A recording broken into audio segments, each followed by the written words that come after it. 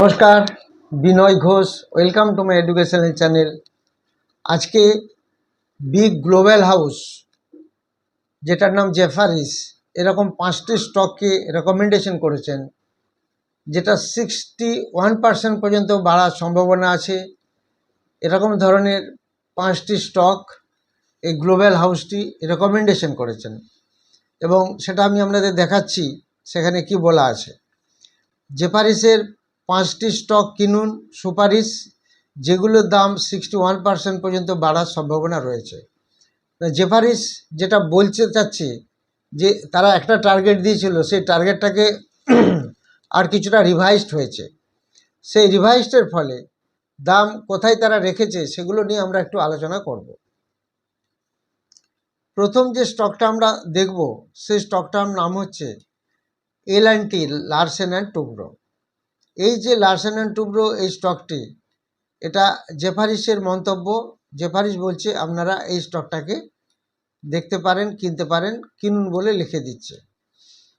এই জেফারিস Larsen and Toubro শেয়ারের উপর যে বাই কলটা রেখেছে সেটা আগেও দিয়েছিল এবং এখন যেটা বলছে এই লক্ষ্যমাত্রা 4,500 টাকা থেকে 4,885 টাকা, অর্থাৎ টার্গেটটা আরও বাড়ানো হলো। আগে যা টার্গেট ছিল 4,500, এখন সেই টার্গেটটা 4,885 টাকা করা হলো, যেটা হচ্ছে এখন যে লেভেলে চলছে, যে লেভেল দেওয়া আছে তার থেকে 19% পর্যন্ত আরও বাড়তে পারে।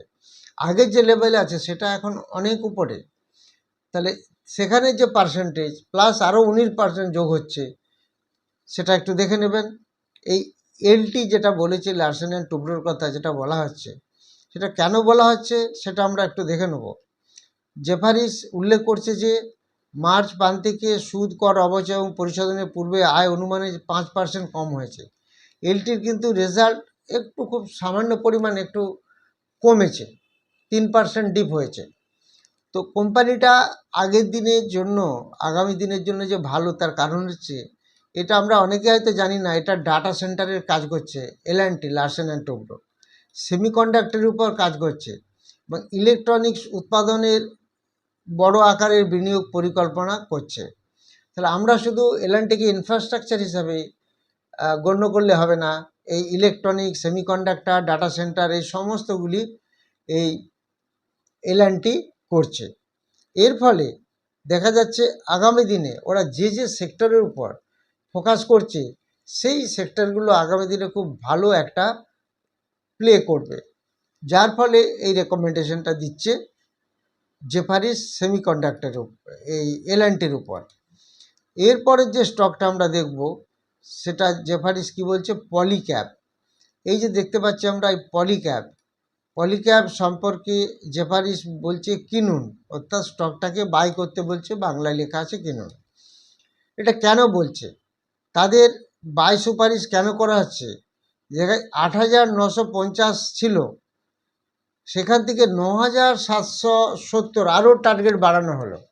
তাহলে যেখানে ছিল 8,950, সেখান থেকে টার্গেট আরও বাড়ানো হলো 9,770। তো আলটিমেটলি এর মানে কি, পলিক্যাবের উপর আগে একটা টার্গেট দিয়েছিল, সেই টার্গেট থেকেও কিন্তু আরও বাড়ানো হলো তাদের টার্গেট প্রাইস বাই জেফারিস। তো সেই পলিক্যাব এই স্টকটিকেও কেনার জন্য তারা বলছে। এখানে যেটা দেখা যাচ্ছে, এই ব্রোকারেজ সংস্থাটি গত বছরের তুলনায় 400 বেসিস পয়েন্ট বেড়ে 30% থেকে 31% হয়েছে, যা বাজার হিসেবে পলিক্যাবের অবস্থানকে আরও শক্তিশালী করেছে। তাহলে এই যে ডাটা বা নিউজ যেগুলো আমি দেখাচ্ছি আপনাদের, আপনারা আর একটু ভালো করে দেখাবেন। এটা ডিটেলস বলতে গেলে তাহলে একটু অনেক বড় ভিডিও হবে। আরও কি দেখাচ্ছে যে বাজারে শেয়ারের দাম বৃদ্ধি এবং তামার দাম বৃদ্ধির কারণে এই যে লাইনটা দেওয়া আছে, ত্রৈমাসিক দেশীয় কেবিল ও তারের বিক্রি গত বছরের তুলনায় 30% বেড়েছে। আমরা জানি পলিক্যাব কেবিল হিসাবে কেবিল প্রোডাকশন করে, কেবিল ওয়্যার, সেটা জন্য আরও বেশি তামা যেহেতু বেড়েছে, সে কারণে এদের প্রফিট আরও বেশি বাড়ছে। এবং নেক্সট যে কোম্পানিটিকে বলা হচ্ছে দ্যাট ইজ পিবি ফিনটেক। এই পিবি ফিনটেক বিষয়েও জেফারিসের মন্তব্য হচ্ছে বাই বলে দিয়েছে। এই পিবি ফিনটেক তাদের বাই রেটিং মানে আনচেঞ্জ রেখেছে, অপরিবর্তিত রেখেছে। তাহলে আগে টার্গেট প্রাইস ছিল 1800, এখন সেটা 1950 টাকা করেছে। তাহলে 1800 থেকে 1950 এটা কিন্তু বাড়লো। তাহলে এই সংশোধিত টার্গেট প্রাইস বর্তমান স্তর থেকে 15% আরও বাড়িয়ে দিল, অর্থাৎ আগে যেটা বলেছে সেই যে পার্সেন্টেজ তার সঙ্গে আরও 15% বেড়ে গেল। এই পিবি ফিনটেকের দিকেও আমরা একটু নজর রাখবো। তারপরে যে স্টকটি আছে সেটা হচ্ছে কোফর্জ সম্বন্ধে জেফারিস বাই রেকমেন্ডেশন দিয়েছে কোফর্জকে। এই কোফর্জ স্টকটাও আমরা আগামী দিনে কীরকম টার্গেট রেখেছে দেখে নিই। টার্গেট প্রাইস 1620 টাকা থেকে 1860 টাকা করেছে, যা বর্তমান স্তর থেকে 61% পর্যন্ত বাড়ার সম্ভাবনা দেখা দিচ্ছে। তার মানে যেটা দেখা গেল, কোফর্জকে যে এটা বাড়ালো 1620 থেকে 1860, তার ফলে সেটা আগের যা দিয়েছিল তার থেকে বর্তমান স্তর থেকে 61% পর্যন্ত এক্সিড চলে গেল এটা। তাহলে এই কোফর্জে 61% পর্যন্ত বাড়তে পারে, সেটা ডিটেলসটা আমরা এখানে দেখে নেব। এখানে রেজাল্টগুলো সব দেওয়া আছে, ডিটেলস বলতে গেলে অনেকটা বেড়ে যাবে। তো যাই হোক, তো রেজাল্ট তো আপনারা নিশ্চয়ই দেখেছেন যে রেজাল্টগুলি বেরোচ্ছে। এর পরের স্টকটা আমরা দেখব, সেই স্টকটা খুব ছোট্ট স্টক, এবং আমি অনেকবারই ভিডিওতে বিভিন্ন জায়গায় বলেছি এই স্টকটা থেকে আমরা অনেকবারই প্রফিট করেছি। এখন স্টকটা বলেছে অনেকটা নিচে আছে, that is Punjab national bank. এই স্টকটা দিকে নজর রাখুন। যারা একটু ছোট্ট রিটেলার, যাদের টাকা পয়সা বা পুঁজি কম আছে, তারা পাঞ্জাব ন্যাশনাল ব্যাঙ্কে খেয়াল রাখুন। এই ব্যাংকটিকেও কেনার জন্য সুপারিশ করছে জেফরিস। এখানে কি বলছে, তাদের বাই কলটি অপরিবর্তিত রেখেছে, তবে টার্গেট প্রাইস 134 থেকে 130 করেছে। টার্গেট প্রাইসটা একটু কমানো হয়েছে, এখন অনেক নিচে আছে পিএনবির দাম, সেটা খেয়াল করবেন। তো এই স্টকটি যেহেতু রেকমেন্ডেশনে আছে জেফারিসের, তো পিএনবি আমরা আগের দিনের জন্য আমরা খেয়াল রাখবো। এরপর আপনারা কমেন্ট সেকশনে যে কমেন্টগুলি দিয়েছেন সেগুলি আমি আপনাদের বলে দেব। আপনারা জানেন নেক্সট যে ব্যাচ শুরু হচ্ছে 7 জুন এবং 17 জুন। 7 জুন একটি যেটা শুরু হচ্ছে সেটা অফলাইন ব্যাচ, সকাল 10টা থেকে শুরু হবে সানডে। পরপর 2টি ক্লাস শুরু হবে, মাঝখানে 15 মিনিট ব্রেক থাকবে, 10টা থেকে 1টা 1:30 অবধি চলবে। আর রাত্রিবেলা শুরু হচ্ছে 17 জুন একটি অনলাইন ক্লাস, 8টা থেকে 10টা অবধি চলবে। এখানে কি শেখানো হয়? এখানে শেখানো হয় fundamental, technical, price action, chart, pattern, candlesticks থেকে আরম্ভ করে ইন ডিটেলস। এখানে শেখানো হচ্ছে বেসিক টু অ্যাডভান্স লেভেলের 3টি কোর্স। যে 3টি কোর্স হচ্ছে সেটা হচ্ছে 1 নম্বর সুইং ট্রেডিং, 2 নম্বর ইন্টারডে ট্রেডিং, 3 নম্বর ফিউচার অ্যান্ড অপশন ট্রেডিং। এখানে আমরা স্টক সিলেকশন ফর্মুলা শেখাই। সেই স্টক সিলেকশন ফর্মুলা থেকে এভরিডে যে আমরা স্টক সিলেক্ট করি, সেই স্টকগুলি ইন্টারডেতে একটা ভালো কাজ হয়ে যায়। এই 3টি কোর্স, বিশেষ করে আবার অপশান মার্কেটের জন্য যে স্টকগুলো আমাদের বেরিয়ে আসে বাই ফর্মুলা স্ক্যান করে, সেগুলোও ভালো কাজ হয়। এই কোর্সে যারা ইন্টারেস্টেড তারা হোয়াটসঅ্যাপে যোগাযোগ করবেন। 3টি কোর্স একসাথে শেখানো হচ্ছে। 7 জুন এবং 17 জুনে ব্যাচ শুরু হচ্ছে। আপনারা যে কমেন্ট সেকশনে কমেন্টগুলি দিয়েছেন তার মধ্যে আছে শিবুদাস জানতে চেয়েছেন হ্যাপিয়েস্ট মাইন্ড 4 ইয়ার্সের জন্য কিনলে কি ভালো হবে। আশা করা যায় তার মধ্যে হ্যাপিয়েস্ট মাইন্ড অনেক বাড়ার সম্ভাবনা থাকবে। আইটি সেক্টর ধীরে ধীরে নিশ্চয়ই ভালো হবে। ধরণী মিশ্র জানতে চেয়েছেন আরএফসি অনেকটা উপরে রেটে কিনা আছে, এখন কি করব। 144 আপনি বলেছেন কিনা আছে, এখন তো 107 এই লেভেলে চলছে। তা আপনি এটা যদি 100-র কাছাকাছি কদিন আগে গেছিলো, 98, 97 গেছিলো, তো এইরকম জায়গায় 100 লেভেলে কাছাকাছি পেলে সেটাকে একটু খেয়াল রাখুন। মানস কুমার দাস রিপন পোদ্দার জানতে চেয়েছেন এইচডিএফসি ব্যাংক এখন কি বাই করা যায়। এইচডিএফসি ব্যাংক অনেকটা নিচে পড়ে আছে, 790, 800 নিচেই দাম চলছে। এটা যদি 750-এর কাছাকাছি পাওয়া যায় খুব ভালো। আদারওয়াইজ এখন থেকে একটু একটু করে যাদের কাছে হোল্ডিং নেই তারা একটু একটু করে এটাকে এখন দেখতে পারে। কিংকর ভর জানতে চেয়েছেন কুয়েস কর্প 222 করে 400 শেয়ার কিনেছি, এটা 2 উইকে 3 to 4% জন্য কি প্রফিট পেতে পারি, বা এটা কি ঠিক আছে? খেয়াল করুন, হতেও পারে আজকে জিনিসটা দেখেছেন অনেকে যে মার্কেট কিন্তু বেশ নিফটি অনেকটা নেগেটিভ ছিল, but most of the stock কিন্তু পজিটিভ ছিল এবং ভালোভাবেই অনেক পজিটিভ হয়েছে।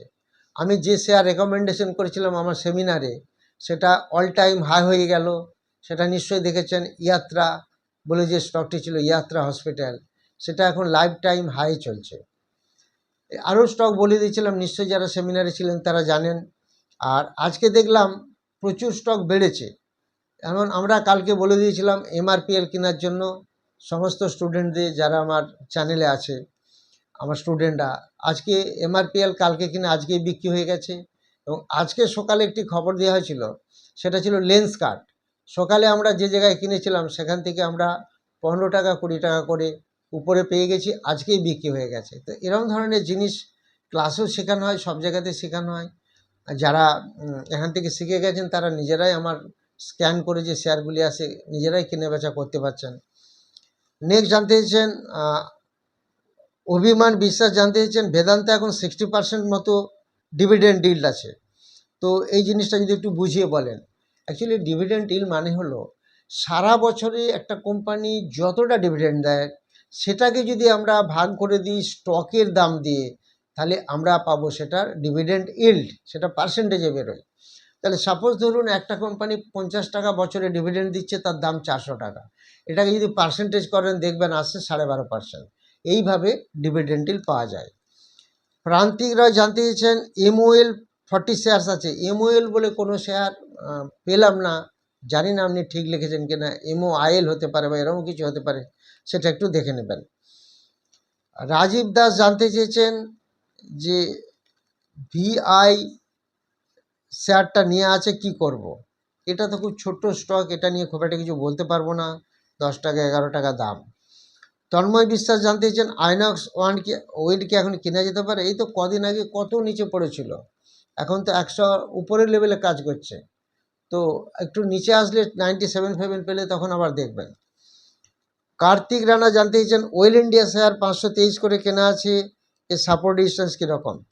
সাপোর্ট হবে 433, রেজিস্ট্যান্স হবে 491, সেকেন্ড রেজিস্ট্যান্স হবে 516।